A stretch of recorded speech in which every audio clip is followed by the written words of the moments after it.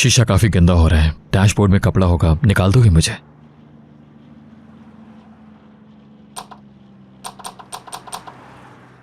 खुल नहीं रहा ये तो।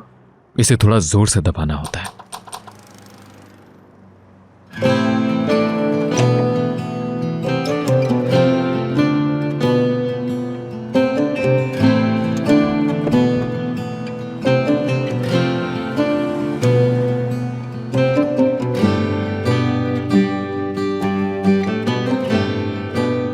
कुछ ज्यादा मुश्किल नहीं है, सीख जाओगी।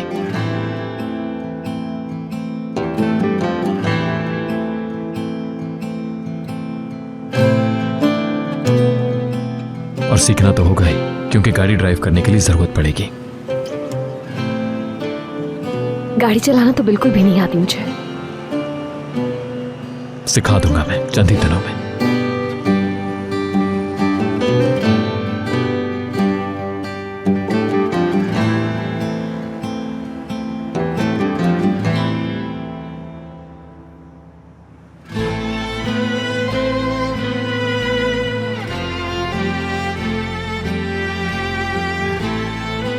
तुम्हें ठंड लग रही है? बहुत ज्यादा नहीं।